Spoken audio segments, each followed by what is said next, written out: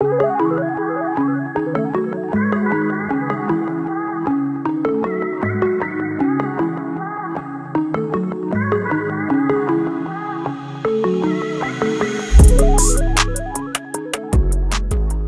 either of them on their records, if they can pull this off, it's that big a fight. There's huge high stakes.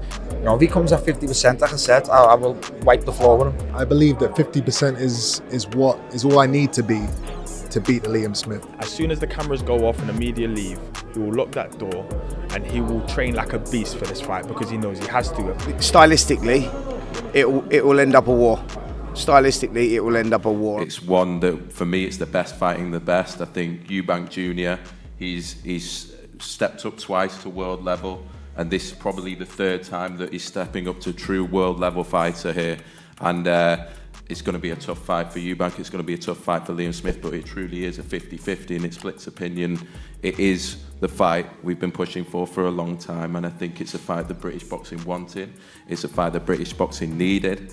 And I think it's a perfect fight for both fighters. Chris, I'll come to you first.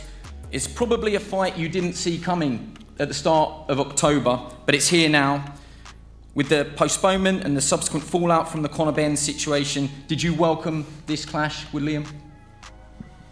The bad guy is back. The bad guy is back. He never cheats, he never lies, he never cuts any corners. But he's still the bad guy, isn't that incredible? Yeah, this is an awesome fight. I think this is going to be the funnest fight I've had for quite some time. The styles are going to gel excellently. The fans are going to be, they're going to be in for a treat. It can't be a boring fight. Yeah, KFC are sponsoring me for this fight. They saw how well I made the weight in my fight, in my camp for Conor Benn, and they said to themselves, you know what, we want this guy on our team. So they're supplying unlimited KFC for me for the next 8 weeks, and it will be a part of my diet.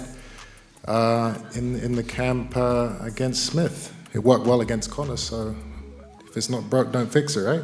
Fight, is this a more difficult fight in your eyes? No, I don't think this is going to be a harder fight than Conor. Conor was,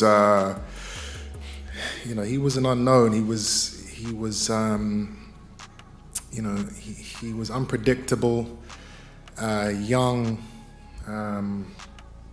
and he was undefeated. It was going to be fiery. I think I know what Liam is. There's nothing he's going to be able to do that is going to,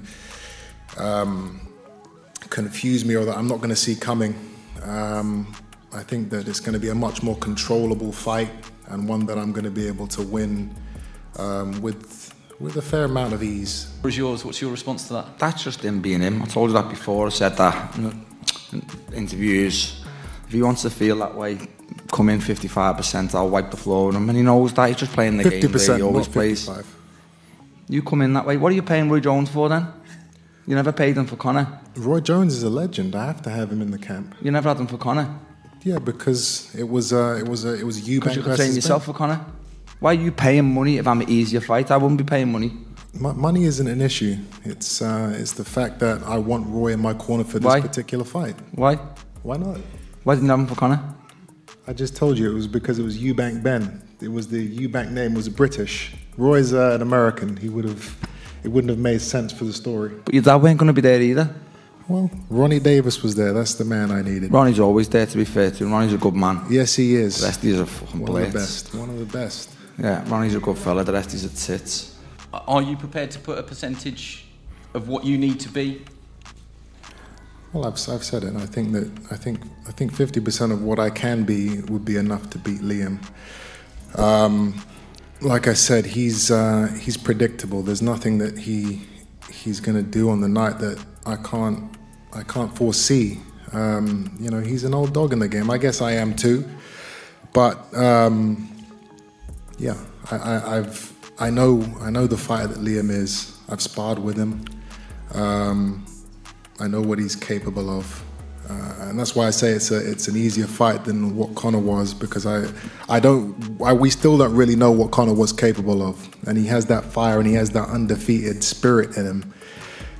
You said you can't remember the spars, Chris. So how do you know it's easier than Conor? I know we sparred. I don't exactly remember what happened in the spar. You know, I know I sparred your brother before I sparred you.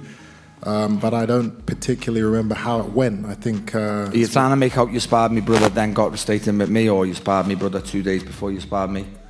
I'm pretty sure I sparred him and then you. No, you never. You never. Stop lying, and Ronnie will tell you sparred me brother, and 2 days later you sparred me. So don't tell lies. If you want to be honest, just be honest. I'm not lying. I actually don't remember. I don't remember the spars, which is why, you know, it would have been uneventful. It would have just been, you know, another day in the office. Just another piece of meat that was in there for me to... Why have you put a rematch clause in? Or was it you're going to blame your team? Why is the rematch clause in this and there's not a rematch clause in the Conor Benn fight? Just answer. This is business. You know, anything can happen. Why was there not a rematch clause in the Conor Benn fight? Ask my promoter. I'll invite both of you to address each other. Liam first. The Eubank chin is well known in all of British boxing. Do you believe that you can test that chin? And what would you say to Chris? Of course, and if he's, you know, if he doesn't believe that, he's a fool. But you know, he's got a good chin, he holds a good shot, and you know, we'll see. But look, trust me, his chin will get tested and his body will be tested too. And if he comes through that, good luck to him. Do you believe that you can knock Chris Eubank Jr. out? Yeah, of course, I believe I can knock anyone out, especially with 10-ounce gloves on. And you know, we'll see how Chris is saying. We have a laughed as well. If he's sponsored by KFC, wow, don't. But if he wants to keep doing that, he doesn't make the weight as great as he makes out. Put it that way, and you know, it'll be tested if he does. What would your message be to Liam, Chris? Do you believe that you can end this fight inside the distance? I look to end every fight inside the distance. It's not going to change for this fight. You know, everybody always says that they can knock me out and they're going to do this and they're going to do that, and it never happens. I haven't worked as hard as I've worked all these years to be on the same level as guys like Liam Smith. You know, I think I deserve a little bit more respect than that. You know, I've paid my dues. I am what I am, and you paid your dues. You got a proper leg up because of your name. Well, you know, got a leg listen, up because you know, your dad was a superstar back in the day. You got a leg up, to be fair to you. Don't talk like them, because you're not. Like who? Like them, like the haters, like the armchair critics. You know, you're not them. You know better than that. You know, this is not about names. It's not about leg ups and you wouldn't be where you are because of your old man. Well, Chris, you've just said you look to finish every opponent. So that's played out. If we go back to Marcus Morrison, you said you wanted to carry him because because it was Roy. Then you've just how many times you put Liam Williams down? 4, was it? Yeah, listen, it's, and he's seeing points and made it half a close fight. Like, well, listen, I had an injury and I got through it. You know, with Marcus, it was my first fight back after COVID, and I wanted to get the rounds in. With you, as soon as there's an opening, you fucking better finish me. Put it that way. Yeah, you're gonna be on the canvas, and you know how to give up as well, which is another reason why I say you're gonna be easier than Conor.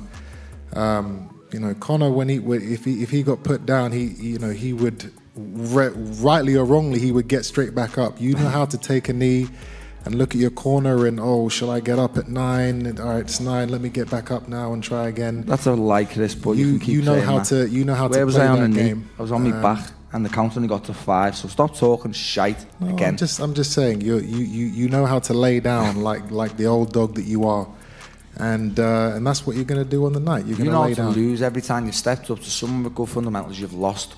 Come on, listen. Don't speak like them, because you're not. You know better. You've lost them. And for someone who has losses on their record, you know, it's obscene for you to talk like that. So just stop, please. It's embarrassing. It's real.